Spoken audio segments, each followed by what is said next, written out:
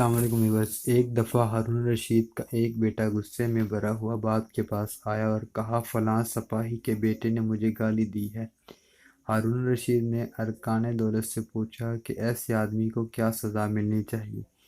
ایک نے زبان کاٹنے کی رائے دی اور دوسرے نے جائیداد کی ضبطی اور ملک بدل کرنے کی سزا تجویز کی اور اسے قتل کرنے کا مشورہ دیا۔ ہارون الرشید کے بیٹے سے مخاطب ہو کر کہا، اے بیٹے، تو اگر معاف کر دے تو تیری مہربانی، اور اگر نہیں کر سکتا تو بھی اسے ماں کی گالی دے دے، لیکن حد سے تجاوز نہ کرنا ورنہ